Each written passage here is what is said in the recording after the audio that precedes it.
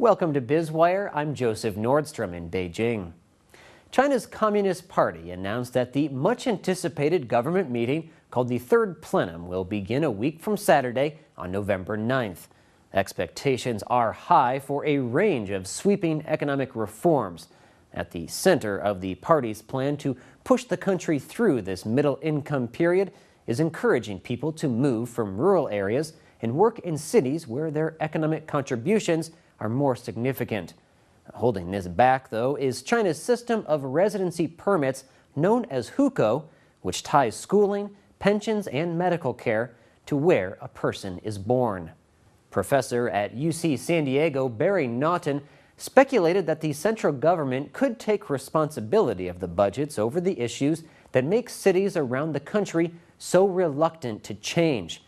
Now, while at the center of the hukou debate is money, discrimination by city folk against those from rural backgrounds is also a major factor holding back reform. Parents in cities openly express their opposition to having their children share a classroom with the offspring of farmers and street sweepers. Feelings like these form significant resistance to changing the residency system to be more inclusive. China's Premier Li Keqiang, himself an economist, has been emphasizing the role cities will play in the country's continued development.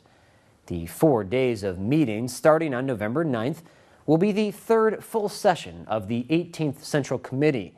In the past, third plenums have been used as springboards to major reforms. It was the third plenum of the 11th Central Committee in 1978 that Deng Xiaoping consolidated support to begin China's opening up to the outside world that put it on its current path. Tsinghua University's China Data Center released a report this week showing that 28% of respondents said they had hukou in cities as of 2010, a rise of some 7.7 percentage points over the previous 2 decades. However, official statistics show that the urbanization rate rose from 22% in 1990 to some 52.6% in 2012. The survey also showed that more than 70% of polled migrant workers said they have no plan to return to their home village for work.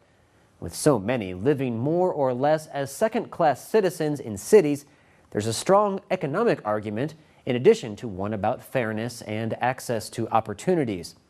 Millions of rural farmers cultivating small plots of land still live just above the subsistence level and don't contribute much to the country's economy. When these farmers find jobs in cities, they start consuming on a much higher scale that has significant effects on GDP. While expensive, many economists say residency reforms could give a major boost to economic growth and should be seen as an investment.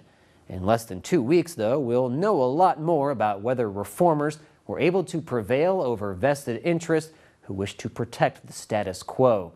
Reformers seem to have the momentum heading into the meetings, but it's safer to wait than to speculate.